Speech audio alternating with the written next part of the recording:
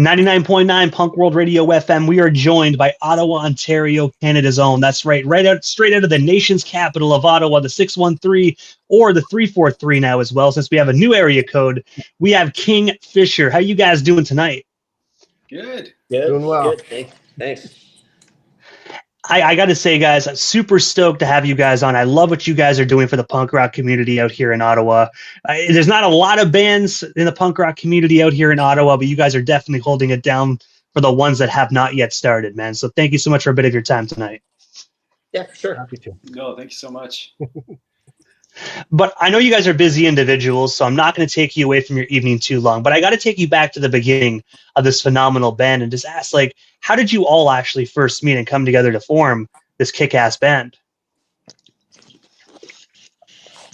Brent's I'm not still sure there. Brent's still there. He went black, but yeah. Hang on. There I am. Sorry, guys. Yeah. I had a message pop up. Anyways, how did we start? How did we start? I'm gonna lead off, and you guys jump in if you want to.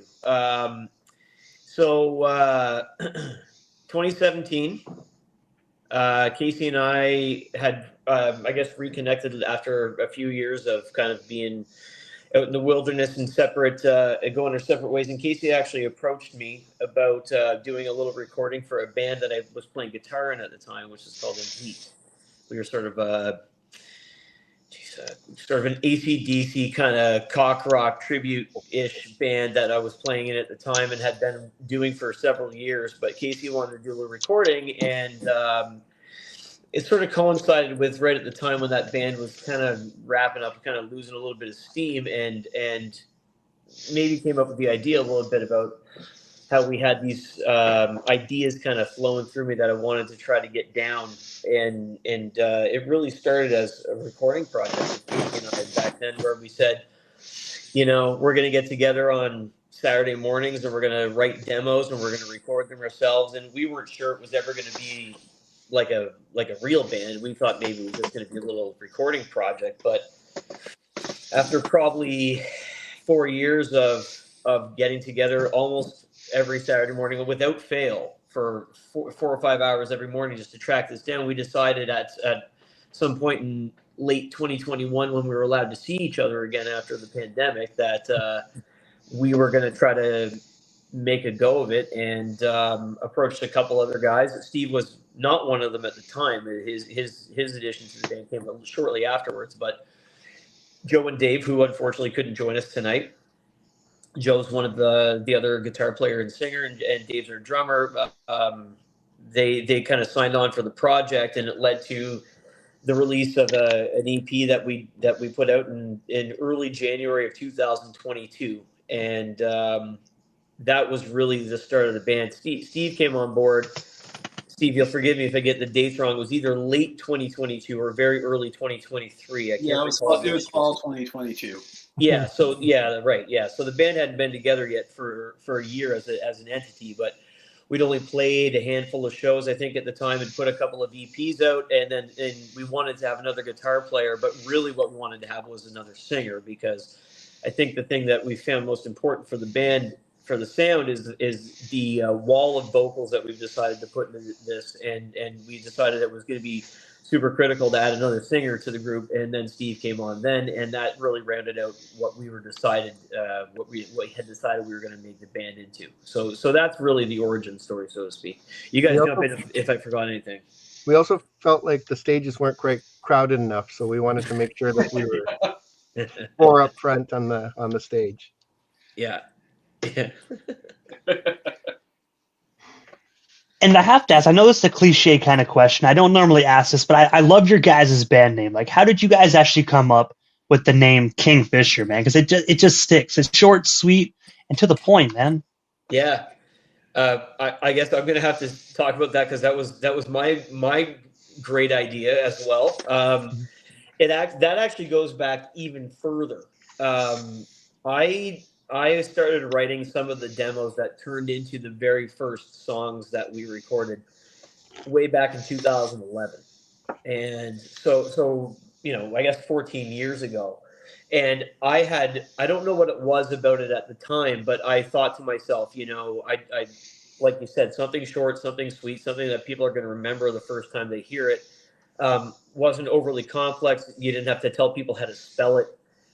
It would be something that would kind of stick, and that was kind of the name I had always appended to this project. That if I ever got off the floor, so to speak, that was going to be what I was going to call it. So I had always admired, let's say, bands that were named after birds. It was not really what it was, but I thought there's a lot you could do from an image perspective. There's a lot you could do from promotional and merch perspective that way. So I thought, this is the idea. I'm sticking with it, and here we are, 14 years later, and it's actually happened, right? So that's what happened. Birds often have regal sounding names. I think it was between Kingfisher and Peacock when Brent was in the band. Yeah. At least it wasn't Canadian Goose, you know? Those things are evil little bastards, They're man. the worst. The old chicken cobra. Yeah. I always, oh man, if Americans only knew, because I know Americans get them a little bit, but if they actually had to deal with those, I feel like when they go to America, they're just on vacation, because people tell me out in the States that they're super nice to them and they don't really mess with them. I'm like, dude, it's like they come back to Canada and just want to terrorize us. Yeah, they're pretty territorial. But also, April 29th of 2022, you guys actually released the amazing 4-track EP titled Generation Zero. I do know before that, a few months before, you released as a self-titled one, but I personally really enjoyed Generation Zero. But looking back 3 years ago, can you tell us a bit more about this record? And of course, is it actually still out there to be purchased? Casey, you want to take that? We have 3 Generation Zero CDs, which I think we're getting shipping to Japan either today or tomorrow or the next day. So we're gonna have to do a reissue because I guess we sold out. But it is available. It's on all the streaming platforms, YouTube. We made videos, I think, for all of them. We did. Yeah, we did. Would this be a fair time to mention our potential future plan? Yeah. I was gonna, Casey, if you were gonna bring that up, I was gonna bring that up. Do you want to dive into that? Well, that was kind of in the reissue vein, but Right. be my guest. You've got the deets and you've got the Steady Riot story. Yeah, we do. Yeah. So basically, what's happened was we put those 3 EPs out in 2022, and then we put a sort of a short length, full format LP out in 2023. But cost and demand constraints over some of these things led us to do some of them digital only, and we decided it was time now to get them out in a physical format. So we're actually putting out essentially what's amounts to a compilation CD, which is going to have the first 3 EPs plus the 2023 album plus an unreleased track from the new record, all in a single CD, and that's coming out on November 7th on our label, which is Steady Riot, and we're doing the show in Ottawa to promote to push that out. Plus, we're playing in Montreal the next night to do sort of a weekend release for it. So we hadn't even announced it yet, so you get the scoop on that first. But that's what's happening with it. So yes, there will be physical copies of that available as of November 7th. And if we play our cards right, a cover with Bill McNeil, our good buddies with the Aubergines. Yeah. Yeah. There has been a little discussion about them covering one of our songs and us covering one of their songs and doing it as a little bit of a trade-off. And they're playing with us at both of those shows too. Sort of like how Moneen and Alexis on Fire covered each other. Yeah. That'd be totally rad, man. I really hope that actually happens. We think it probably what's will. if you don't mind me asking, is I know this is obviously just like a discussion, but it got me intrigued. And I'm sure the listeners are intrigued as well back home. With that being said, what songs of yours will they actually be covering, and what songs of theirs will you guys be covering? Have you guys discussed that at all? Call it a loose discussion, I suppose, right now, guys. I mean, I have personally from the Bill McNeil side, I have a couple that I would choose. I don't know, Steve, do you have any thoughts on the Bill McNeil songs you'd want to be doing? I'm really bad with song names, but I'm gonna say the one we sound check with. Oh yeah, it's called New Dawn. That is an absolute slamming tune. 2 Hours to Jersey is a pretty good song. They have a song called Westbound Spruce that I think I'd probably like to do. When it comes to our songs that they would do, we've kind of left it up to them. But every time we play with them, I see them kind of singing along with us when we do a few. I think I've seen them singing along to Small World. I have seen them singing along to Generation Zero. So it's something we're going to talk to them about this week and try to iron it out. I'm going to vote for MABBD if I get a vote. Very good song. That's a Bill song. If you don't know Bill McNeil, you should check Bill McNeil out. Definitely. They're stupendously good. I definitely like Steve's choice. I mean, personally, like, I think New Dawn's an amazing song. Yeah, New Dawn is an amazing song. Yeah. That actually gets 3 votes. And having that guitar part with a 3-part harmony over top. Yeah, we're gonna turn it into a Thin Lizzy song, basically. But no, just going back, this is what we're still on the topic of Generation Zero as well, man. When I was doing my research for this interview and looking back, you guys did so much work in 2022. I know you got Steve joining the band in late 2022, but 3 separate EPs is absolutely insanely good, man. Because I mean, most bands put out maybe 1 EP every couple of years. You guys did not 1, not 2, but 3 in 2022. Like, that's kick ass, man. Yeah, a lot of work. I mean, the thing is, we don't have a single person responsible for doing all that work. I mean, everything's I mean, one of the things we have going for us is that when we go and record, we do everything in house, right? So there's no, outside of Casey buying new gear, who ultimately is our engineer. We don't have overhead. I was gonna say, this is all a very adorable way of saying that Casey does almost all of the work. Yeah, he definitely does all the grunt work. We show up and we're like, hey, record this song, and then he does, and then we have 3 or 4 of us telling him over his shoulder what to do with it and what not to do with it, and then he sort of smiles and nods, and when we go away, he puts the real grunt work in and gets it actually done. So the best when you don't have those kind of fingers on the screen. Yeah. When you don't have those constraints hanging over your head, it makes it pretty easy to have the output going. Plus, Joe writes a ton of songs. I write a ton of songs. Steve writes a ton of songs. We've encouraged Casey to write some songs. We know he's got them hiding in there. So it makes it easier when you've got that many people contributing to the creative output, you know? And we can see how Casey got that amazing apartment behind him as well by putting in all that grunt work in the production, you know? Yeah, that's very real. That's all real. We most definitely did not see the green screen move like this, you know what I mean? We didn't see your hand completely go through your cabinet. I think 2022 is when we met Spencer from Lime Ricky too, right? Or around there? Spencer, we met our very first show. The very first show we played, we had a band from Toronto in called Lime Ricky, and Spencer was their drummer. That's right. And speaking of Generation Zero, I'm pretty sure that's his favorite song, and he asks us to bring it up whenever we see him. Yep, sometimes right in the middle of a set. And speaking of doing a set and shows, and June 12th of 2023, you guys had the opportunity to share the stage with Canadian legends Belvedere and also California's finest, the Mad Caddies. From what you actually can recall from that, can you tell us a bit more about that show? And of course, did you get the opportunity to kick it with any of the members of Belvedere or Caddies before or after your guys' set? We did. Steve, I want you to go first. I mean, I'll say I had a good conversation with Steve Rawls beforehand. I was actually in the band eons ago where we kind of fell apart. We were like right there, and we kind of fell apart when we were offered, I think it was a 60-day tour with Belvedere and I think Mustard Plug through the States. But you know, it's just sort of weird that you know, like it was almost like 25 years later to the day. And you know, just mentioning to him, like, it was just weird. Like, you know, I'd been kind of away from the scene for a while, or, you know, doing smaller things, and then all of a sudden I'm here back on this big stage with this band that was, you know, my previous band had already broken, but that was going to be our big break into the States, and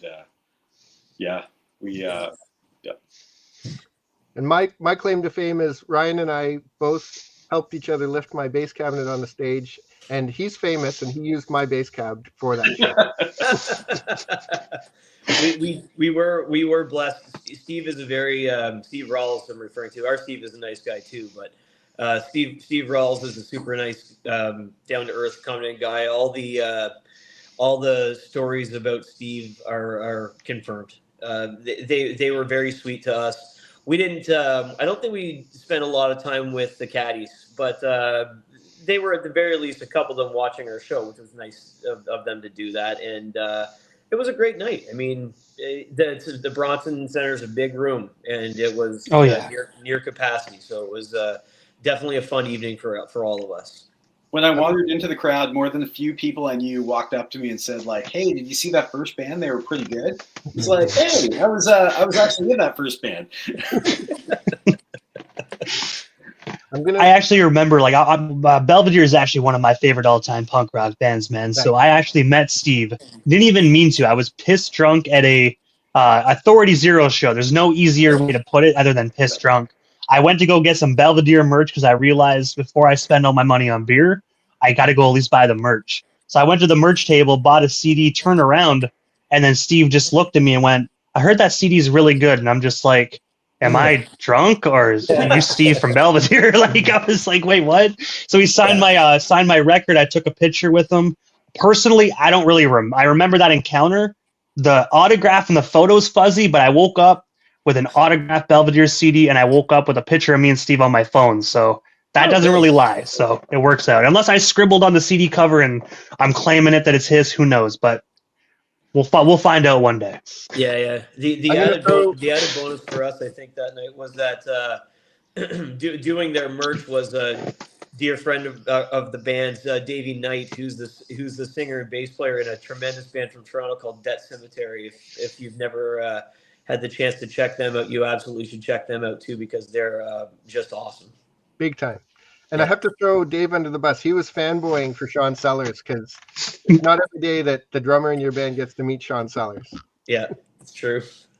Hey, there's nothing wrong with that, man. I mean, at the end of the day, there's sometimes I even fanboy, dude. Oh, yeah. It happens. Mm-hmm. But that's the one thing I love about punk rock. It's such a close-knit community, man. I mean, that's one thing I love. It's it definitely is one giant family of just punk rockers. So that's one thing I love about it. Yeah, that's part of our favorite thing is meeting the people and networking with the dudes and just having a great time. Actually, I shouldn't say just dudes. We met some pretty cool ladies too. The Lookout. Cross Dog. Yep. I'm trying to think of others that we've played with. We've met so many awesome.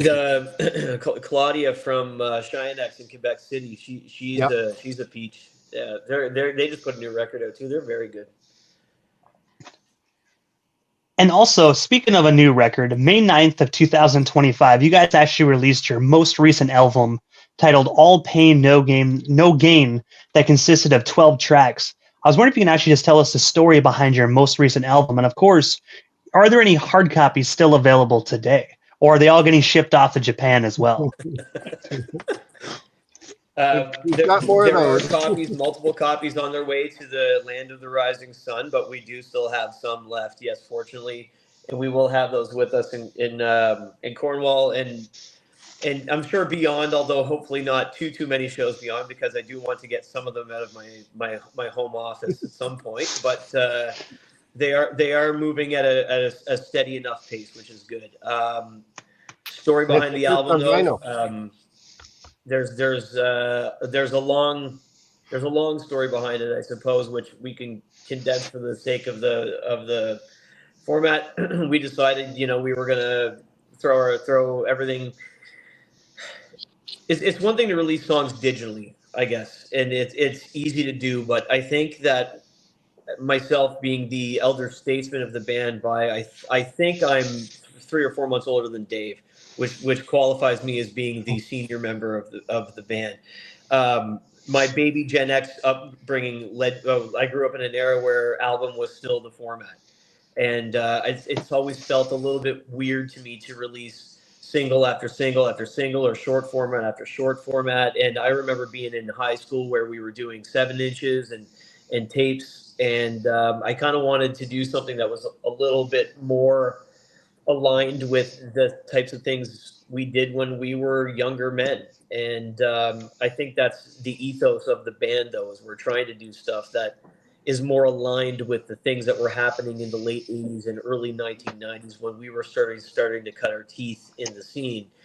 And we wrote 24, 25-ish songs, I think, for that record, right, guys? Something in that range, yeah. Big And folder. pared it down. First cut, I think we got down to about 16, and then we ultimately landed on 12. It was the maximum number of allowable songs that you can fit on a standard sized 12-inch LP. Any more than that, and it just runs out before your song does, which is not ideal. I think we ultimately landed on a format where we had equal numbers of songs that had been written by myself and by Steve and then by Joe. Although we try to make the songs ours collectively after they've been written. The inception of the ideas was split pretty evenly across the group. I don't think it's super easy to hear who wrote what because we all take turns singing on each of the songs, sort of like a punk rock Backstreet Boys, so to speak.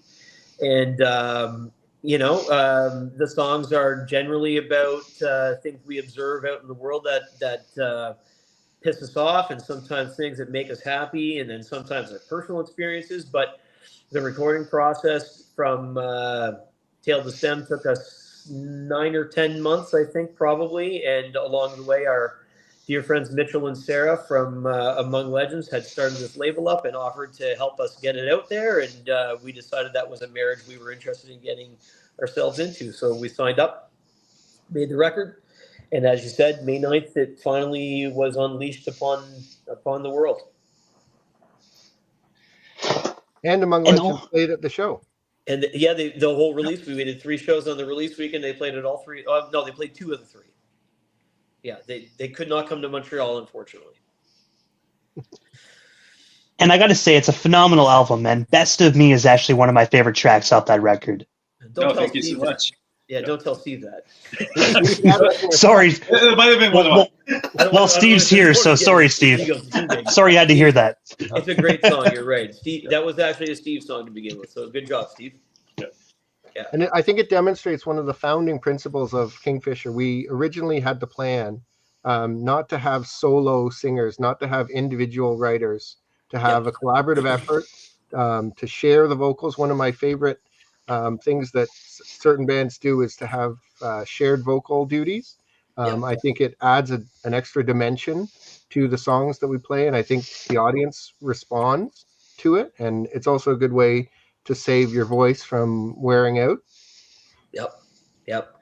In that one in particular, it's interesting. I think on the record, that's probably one of, if not maybe the most varied in terms of everyone singing different parts. Like that one has all of us on it in copious doses across the board, which I think has really become our signature sound,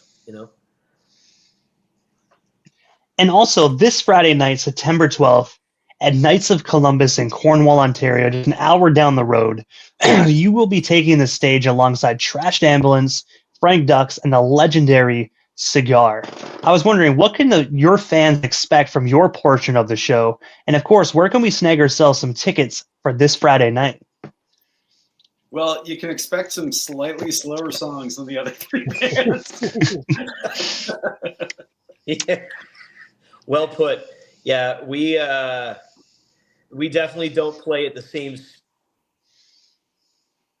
I think all the time, which is it's a Holiday Inn internet. There we go. We definitely have a little more mid-tempo thing happening, but I think it's just going to be a great night. The nice thing for us is it's an all-ages show, which we don't do very often. Maybe our second ever. And anyone interested, dropdeadthread.ca is where they can snag those tickets. And just to make this confusing, so there's Drop Dead Thread out of Cornwall, but I think just across the bridge in maybe Amherst, there's Drop Dead Threads with an S on the end, who does almost the exact same thing. And a coincidence? Sorry, guys, it dropped again. I think there's something wrong with this Toronto hotel. Probably. Yeah. Honestly, you said the 2 words that explain everything. Toronto hotel. Yeah. It's okay. It's okay, Brent. Honestly, I know all about Toronto hotels. I mean, the internet works fairly, you know? Yep. I don't know what happened there. I apologize. Hey, no worries, man. It's hotels for you. It happens. Yeah. I think I used to always stay at the Monte Carlo in Mississauga, and 90% of the time, every single time I get a room, I'd be like, give me a room close to the router. They give me a room like where the door is facing outside, where you actually got to go outside to get to your room. And I'm like, dude, this internet's not going to work. This hotel is right next door to the former Maple Leaf Gardens, so I think the building's cursed probably. So that's probably what happened. And you know what? I feel like I'm going to have my whole entire audience rip me apart. As a fellow Leaf fan, I agree. There's no way in my lifetime I'm going to see the Leafs win the cup. No, and that's okay. Yeah, you probably won't. But I will say this, just like every other Leaf fan. Yeah. This is our year. And if you look in my face, I know it's not. I'm just trying to lie to myself to get through another year of bullshit. Hey, you know what? We have brutal winters in this country, so whatever it is that you need to do to make yourself happy to get through it, you go ahead and do that. Maybe on the third generation of Domies, they'll lift one of those cups up. Domies' great grandson. Maybe like great grandson. You know what I mean? But no, you never know, man. I mean, I will say I didn't think the Raptors were ever gonna win the championship. I mean, I know back going from hockey to basketball, but no. I didn't think the Raptors ever would. Then we got Kawhi for 1 year. You know, they traded off DeRozan, which I found that was a heart of the Raptors. But you know, we got that, so maybe we'll get maybe we'll get Crosby or something. Who knows? I doubt it, but you know what I mean. You can dream, right? Yeah. But yeah. I showed up in Toronto the day after they won that championship, and I was walking up Yonge Street, and it looked even more like Mad Max than it normally does. It was I can't imagine what it would look like down here if the Leafs ever won something. I'm assuming every building would be on fire. So, yeah. I actually remember when they won the championship. It sounds bad. It's kind of like I think every Canadian remembers where they were when happened. I lived in an apartment building in Brockville, and I lived in the basement. The fourth floor neighbor came down and told me to shut up. And I said a few things that, even though my station's uncensored, I don't like to swear on the air, but I said a few choice words and slammed the door. And I was like, how dare you interrupt my celebration? I'm old enough to remember when the Blue Jays won the World Series. I was just in high school when that happened. And that was the only time in my life when I was able to cheer openly for a Toronto sports team, and it's been a good 35-year run. I don't think Crosby's going to Toronto. I think he's going to Montreal. What's that? I think Crosby's going to Montreal. If he goes anywhere, I would bet you that's where he lands. Yeah. If he knows what's good for him, that is. I mean, closer to the East Coast. Yep. But we totally kept it entirely Canadian there. We just talked about, Canadian punk rock almost for like 30 minutes, and then we just skid right through Canadian basketball and hockey, man. But taking things back on track, because I'm the one that totally took it there. Yeah. Aside from the show in Cornwall this Friday, what is next for Kingfisher? Like, is there anything we missed during this evening's interview that you guys still want to touch on, talk about, or promote, or anything I might have missed? So we've got shows coming up in November to go with that release of the compilation of the previous albums, which will have a new unreleased track on them. So originally, actually Brent was sort of talking about this before, but the All Pain No Gain ended up being 12 songs, and it was 4, 4, and 4 from the 3 songwriters. It was originally going to be a 13-song album, and we were just going by what are the 13 best songs, not going for anything democratic, just what are the 13 best songs here. And we couldn't fit 13 songs onto the record, so one of them got caught, one of them got cut. So that was going to be on this upcoming album release. Yep. Yeah. It's a lovely, polite little, pardon my language, fuck you, to a guy named Galen Weston, who runs all Loblaws Corporation. It's called West on Billionaire Boulevard, and he can go suck a lemon. And that's who the song is for. It's for Galen. And he can afford the lemons. Yeah, that's right. I think personally he should suck the lemon from the back, but that's just my opinion. Yeah. We also do have. We are coming back to Toronto to play. It is booked, not announced yet, on December 19th at the Bovine Sex Club on Spadina. That'll be with Debt Cemetery, and that's the annual dual birthday celebration of Jonathan Sohn from Mendoza's and Fast Eddie from Debt Cemetery. They have an annual birthday party, and this year it's at the Bovine, and they were very polite and generous and lovely and asked us to come down and do that show that night. So we'll be in Toronto. I mean, it's also mine, but we'll gloss over that. Yeah. You mentioned everyone who counts. Yeah. So there you go. We are making a winter trip. We attempted to make a winter trip last year down all the way to Waterloo for the long weekend band crawl, which our buddies at Pink Lemonade were putting on. And the day before we were supposed to leave, we saw the weather forecast was going to dump like this just colossal blizzard on us. And I was like, guys, it'll be fine. Don't worry. And then we woke up the day of the travel and found that there was like snow over top of our cars, and we basically got snowed in and couldn't get out. So I feel like that was a 100-year storm. Yeah, exactly. So we are a little gun shy about traveling in the winter, but we're hopeful that climate change is going to help us out a little bit here and make it so that December is more like fall still. So we'll see. We got shamed though because Bill McNeil made it in a Toyota Tercel all the way from Montreal.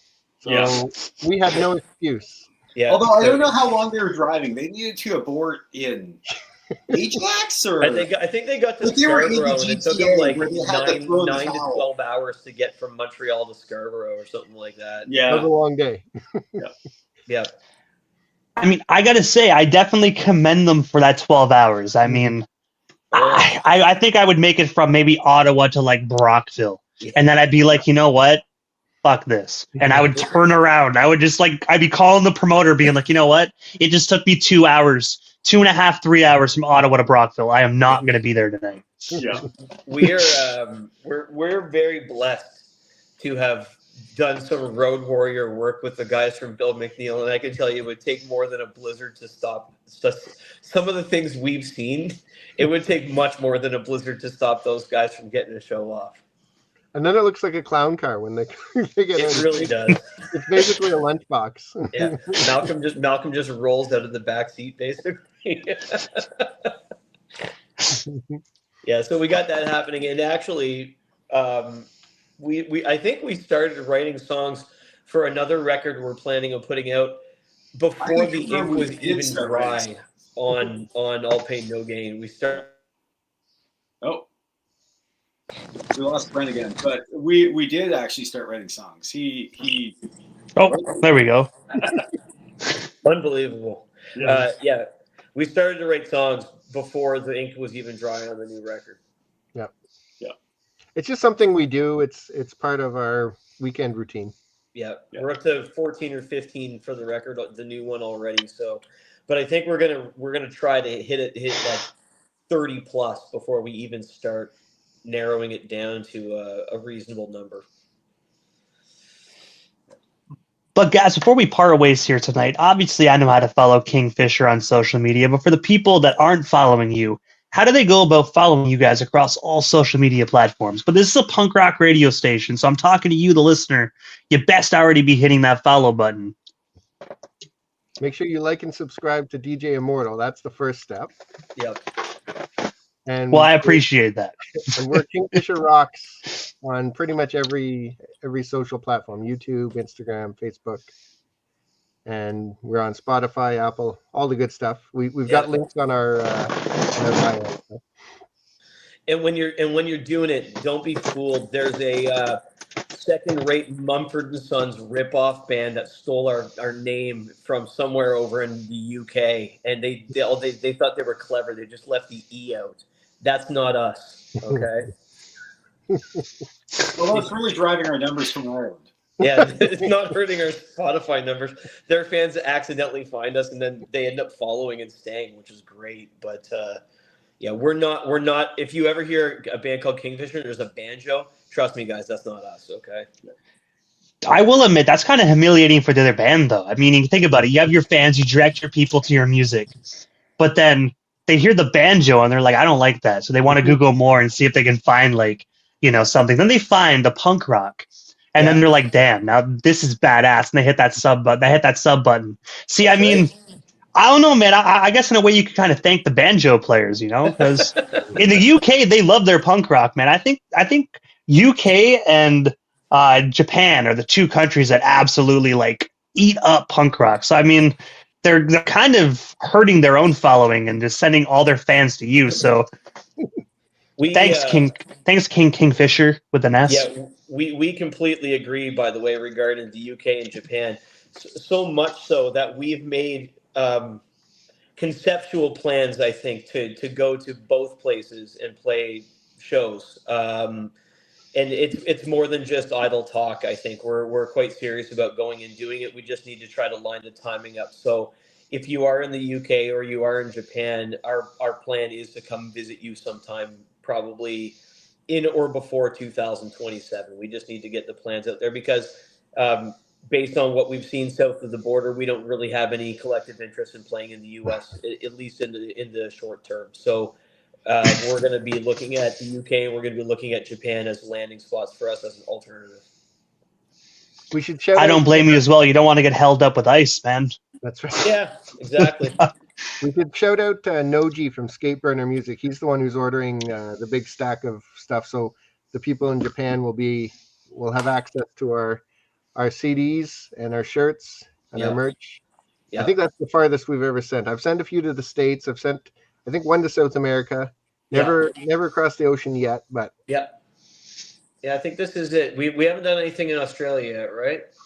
Not yet. We've been on the radio in Australia, but never anything physical. Yeah. So we're working on that. So Japan, UK, we're coming in hot. We just need to plan it. We need a little more planning. I think Japan might come first, to be perfectly honest with you, but we're not backing down on this. We're going to make it happen. It helps to know really cool people in all those places. Exactly. And I got to say, first and foremost, guys, thank you for giving not only myself, but the radio station airwaves a bit of your time, man. It was such an honor speaking with you three. I'm super stoked to see you guys live this Friday night at Knights of Columbus in Cornwall, man. It's going to be a totally rad show. Can't wait. Yeah, it's going to be awesome. Make sure we talk to you. Have a chat. Yeah. Hey, most definitely. I'll make sure I come up and say hi as well. Yeah, please do. Please do. Hey, I most definitely will. But for now, guys, see you guys Friday night. But for now, have yourselves an amazing night. Casey, Steve, Brent, again, thank you guys so much for your time, man. It was truly an honor. Thanks for having us, man. Appreciate it.